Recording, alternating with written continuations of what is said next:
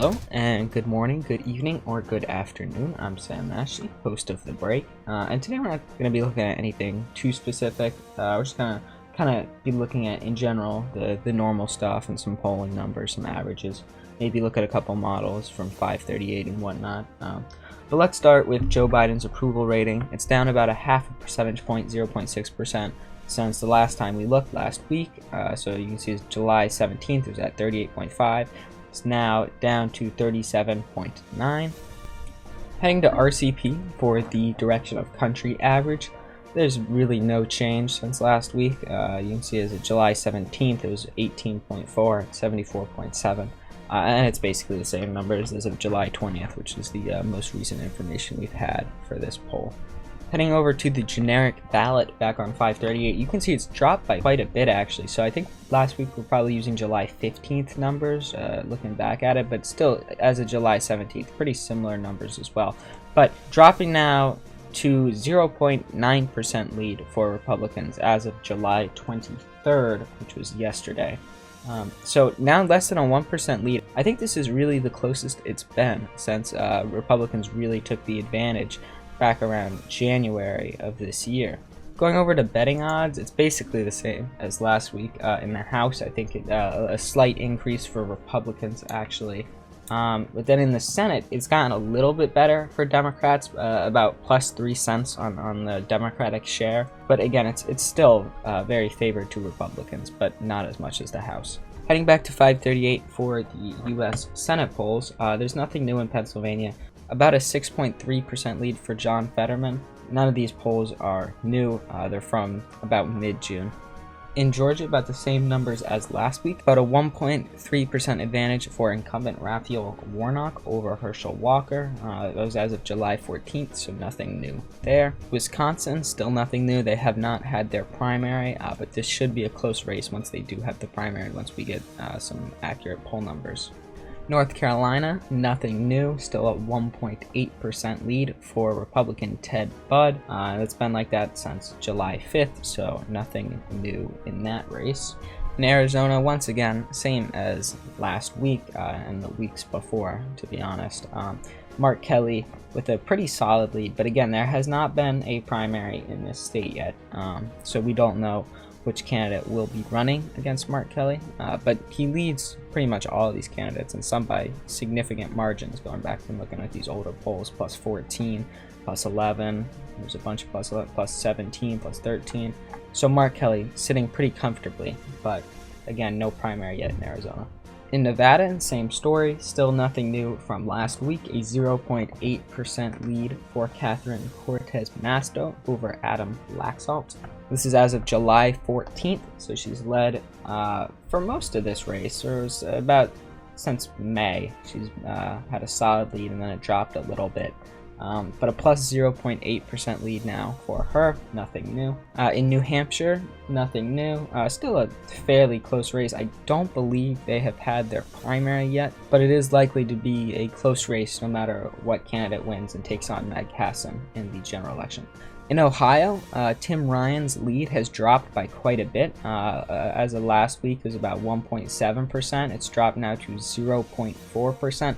But still, this is a state that Trump carried by, I believe, 8%, something similar to that in 2020, in a year that he lost the general election. But Tim Ryan up just barely in that state. And you can see there's most of these polls are not credible, they're C- polls, but everyone except this poll has Tim Ryan up over J.D. Vance. Everyone except for this B+ Suffolk University poll, which has J.D. Vance up only 2%. Although the margin, it's 39% to 42%, which would be plus 3.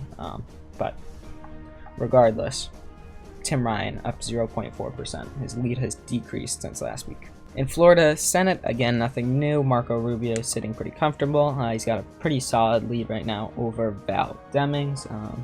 But again, no new polls since last week. And then a new state that I want to throw in, I haven't really been looking at because I didn't think it would be too close, but it's going to be Iowa.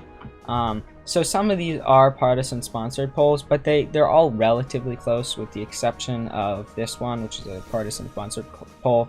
And this is actually not the candidate that won the primary election. So I'm looking at these four. There's an A plus with Grassley only up 8 points, which is a pretty significant lead.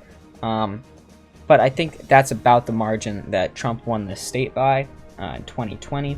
So it might be somewhat competitive. So we're going to keep taking a look at this race, probably keep returning to this every week, and just see if the margin maybe decreases, maybe it increases. I don't really know. But we will continue to keep an eye on this race. In Arizona, for the governor's race, again, they have not had their primary yet, but there's nothing new since really the end of June. But Katie Hobbs up by a small margin in pretty much all of these polls here. Again, in Colorado, nothing new, still an average plus 17.5 lead for Jared Polis. And you might be wondering, why are we still watching this race? It's really just because some of these polls are not very high rated. The ones that have Jared Polis up like 20 points, it's only a B/C rated pollster. In Florida governor's race, I think last time when we averaged this, we had a slight lead for the Democrat, actually, Charlie Crist, over Ron DeSantis. But these polls are very old, and they're likely not very accurate. So take that with a massive grain of salt. But those are the current numbers as of early May to late June. In the Georgia governor's race, Brian Kemp has dropped about a point, a little less than a point in his lead. Still a pretty solid lead for him at plus 5.5, but most of these polls, actually all of these polls, have Brian Kemp up or tied with Stacey Abrams. The highest rated pollster, A- Quinnipiac University, has it even. Again, Brian Kemp leads in the average plus 5.5. In Kansas, it's the same as it's been, still no polling since April. Actually, it's very old. And again, we talk about this every single week. Democratic incumbent governor running for re-election in a solid Republican state. If you want to hear me talk about this race more, you look at my previous live streams or previous episodes, because we've talked about this in every single episode. And quite frankly, I don't think I need to talk about it again. In Maine, still nothing new. A slight lead for the Democrat in this race, and it's another race where the polling is just pretty close right now, but it's not expected to be a very close race in terms of the actual outcome in November, but we are keeping an eye on it. Still nothing new here since May. In Michigan, still nothing new. Gretchen Whitmer leading in pretty much all of these polls here, but again, they have not had their primary yet.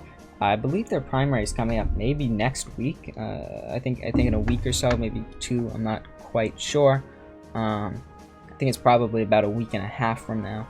And I talked about this last week. Again, Kason Wooters is going to be covering that. It's going to be Arizona, Michigan, a couple other states, some pretty important races. So you should go check that out. I believe it's August 2nd is the race. August 2nd. Make sure to tune in. We'll have some primary coverage. Pretty important races. But again, in Michigan governor's race, nothing new. They still have not had the primary. In Minnesota, pretty much the same story. Not quite as big of a lead for the Democrat here, but again, they have not had their primary yet, and some of this is pretty old. A lot of these polls are really old, actually. Still nothing new in Minnesota governor's race. In Nevada, pretty much the same as last week. A 2% lead for Steve Sisolak in the governor's race. I don't believe, no new polls have come out since last week. So it's a plus 2% lead for Steve Sisolak in Nevada. New Mexico, again, we talk about this one every week. Not a race that really should be close, but some of the polling suggests that it might be. So we are keeping an eye on it, but nothing new as of this week. In the governor's race in Ohio, still nothing new. The last poll was actually from mid to late May, the May 22nd through 24th. So nothing really new there. I don't even know if these are the correct candidates. But hopefully we get some more polls in the coming days and weeks and months leading up to November. In Pennsylvania, still nothing new here. It's averaged to a plus 3.4% lead for Josh Shapiro. Again, nothing new for the past 3-4 weeks. I don't actually think that we have seen a different number on this show. I think it's been plus 3.4% for Josh Shapiro throughout every episode of the show. But still nothing new from Pennsylvania. Hopefully we get some new results there as well. In the Texas governor's race, still the same as last week, plus 7.8% lead for Greg Abbott or for Beto O'Rourke. Again, not much to say about this. It's the same as last week.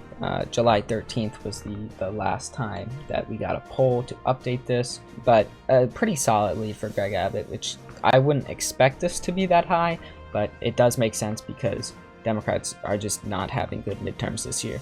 And then finally, in Wisconsin, again, they have not had their primary yet either, and there's no new polls. So again, not much to cover here. And so that will conclude today's episode. I know we didn't cover anything specific, any specific polls or news things I could find. I apologize for that. Hopefully in the future we will try to have that every single episode. And again, there was not too many new polls or new information out for many of these races.